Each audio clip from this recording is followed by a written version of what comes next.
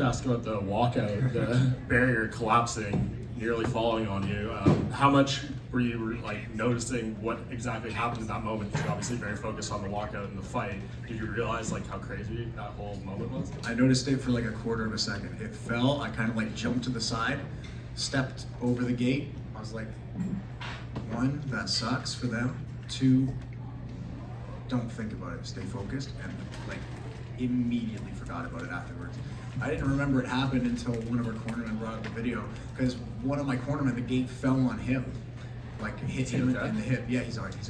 But I was like, oh shit, I didn't realize. Like I don't know, it kind of had bigger fish to fry. Biggest fight of my life in front of me. I was focused on that. Like fuck, man, that would have been a shitty way for that fight to not have happened. They get fall on your knee and just like on your way to the hospital or something like that. That would have sucked. Just last for me, as you're watching that card unfold, you're seeing Canadian win, Canadian win, Canadian win. Is the pressure building up knowing that you're going to be last? You're like, man, I can't be the only one to let the fans down here. I got to complete the sweep. So I had visualized every scenario heading up to this fight.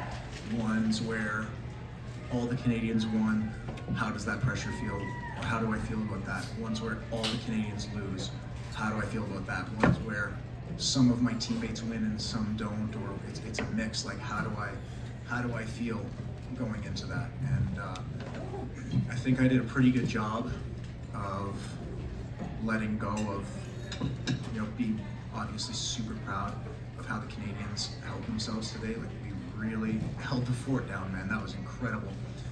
But I was like, look, I can look at this as my mental coach Danny Patterson would say, pressure's a perspective. So I could have viewed that as like, well, I have to be the one to win. I can't be the one to ruin the night, which clearly there's a little bit of that. But had it been the other way where everyone lost, it's like, dude, I definitely can't lose and let Canada lose all of its fights. Like I gotta, somebody's got to win, and you could have viewed that as pressure. But I was like, you know what? Everyone's done super well. The fans are warmed up.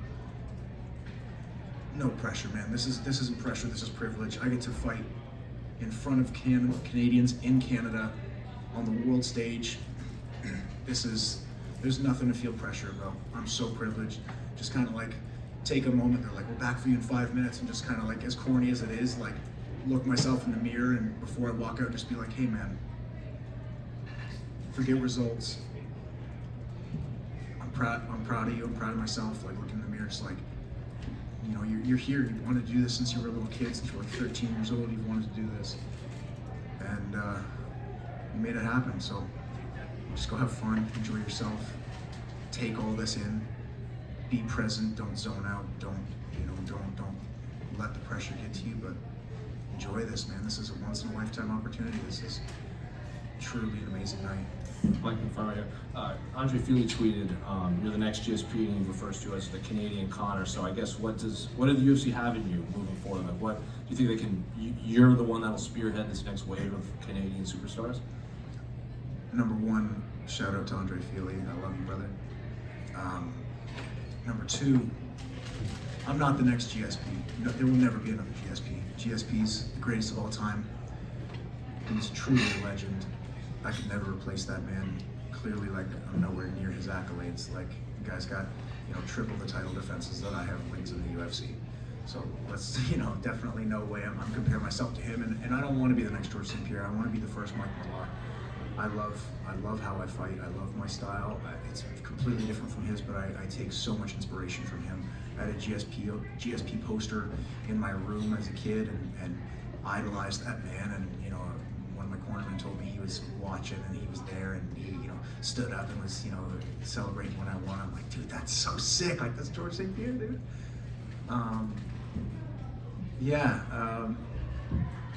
I don't know what the rest of the question was, but I hope I answered it. You refer to you as the Canadian Connor. The Canadian Connor. No, man. I'm not. I don't feel like I'm a lot like him either. Again, I'm the first Mike. I've been saying I'm getting that 10th stoppage. People call him Mystic Mac, and I told my coaches I'm getting that stoppage, and these are the ways it's going to likely happen, and one of my coaches, Chris Prickett, said something. He's like, "Oh, Mystic Mike, you predicted it." I'm like, "No, man." And the thing I've been telling myself all camp is like, "No, I don't predict things. I create them. I make things happen. Like, I'm not predicting this stoppage. I'm gonna make it happen. I'm gonna create this. Like, you don't predict what you can create." Mike over here, right here. Oh, it's up to you. How's it going? You know, kind of looking back at how everything sort of unfolded this week, like we talked about this, you really like thrive in this, you know, doing all the media, you know, being sort of at the forefront of this card and everything. Did it live up to everything you imagined, like looking back now?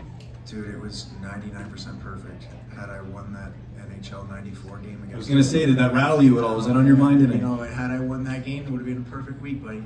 Yeah, for sure.